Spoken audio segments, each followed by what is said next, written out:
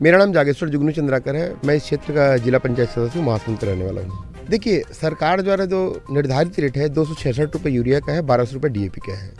लेकिन इसका जो खेल बड़ी बड़ी कंपनियां करा रही हैं, जैसे NFL है, इफ्को है, कोरोमंडल है, मतलब जितनी भी प्रकार की खाद कंपनियां हैं जो यूरिया DAP का सप्लाई करती है, ये खेल ये खिला रही है।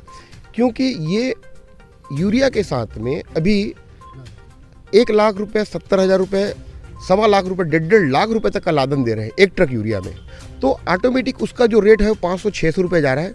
और मोहरा कौन बन रहा है? एक छोटा सा व्यापारी बन रहा है, एक मध्यम व्यापारी है वो बन रहा है।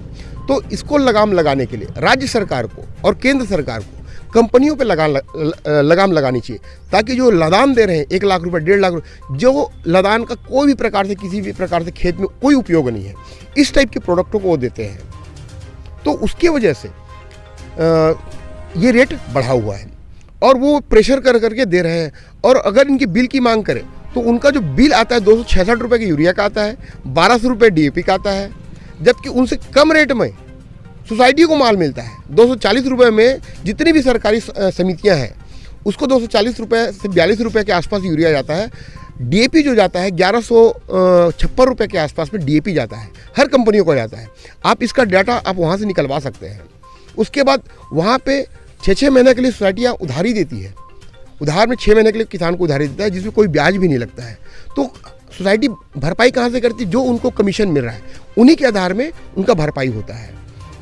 तो ये बड़ा जो खेल खिला रही है वो कंपनियाँ खिला रही है। जो प्राइवेट में जो माल बिक रहा है उसमें लादान है, और सोसाइटियों में जो माल बिक रहा है वहाँ पे कोई भी प्रकार का कोई लादान नहीं है। ये फ़र्क है।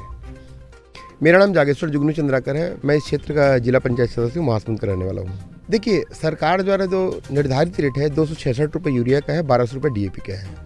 लेकिन इसका जो खेल बड़ी बड़ी कंपनियां करा रही हैं, जैसे NFL है, इफ्को है, कोरोमंडल है, मतलब जितनी भी प्रकार की खाद कंपनियां हैं जो यूरिया DAP का सप्लाई करती है, ये खेल ये खिला रही है। क्योंकि ये यूरिया के साथ में अभी 1 लाख रुपये, 70,000 रुपये, 1.25 लाख रुपये, 1.5 लाख रुपये तक का लादन दे रहे हैं एक ट्रक यूरिया में। तो ऑटोमेटिक उसका जो रेट है वो 500-600 रुपये जा रहा है। और मोहरा कौन बन रहा है? एक छोटा सा व्यापारी बन रहा है, एक मध्यम व्यापारी है वो बन रहा है। तो इसको लगाम लगाने के लिए राज्य सरकार को और केंद्र सरकार को कंपनियों पे लगाम लगानी चाहिए, ताकि जो लदान दे रहे हैं 1 लाख रुपये, 1.5 लाख रुपये, जो लदान का कोई भी प्रकार से किसी भी प्रकार से खेत में कोई उपयोग नहीं है, इस टाइप के प्रोडक्टों को वो देते हैं। तो उसकी वजह से ये रेट बढ़ा हुआ है और वो प्रेशर कर करके दे रहे हैं। और अगर इनकी बिल की मांग करें तो उनका जो बिल आता है 266 रुपये के यूरिया का आता है, 1200 रुपये DAP का आता है, जबकि उनसे कम रेट में सोसाइटी को माल मिलता है 240 रुपये में। जितनी भी सरकारी समितियां हैं उसको 240 रुपये से 42 रुपये के आसपास यूरिया जाता है।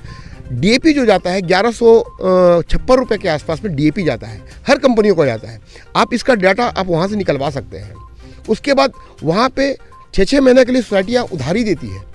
उधार में 6 महीने के लिए किसान को उधारी देता है, जिसमें कोई ब्याज भी नहीं लगता है। तो सोसाइटी भरपाई कहाँ से करती है? जो उनको कमीशन मिल रहा है उन्हीं के आधार में उनका भरपाई होता है।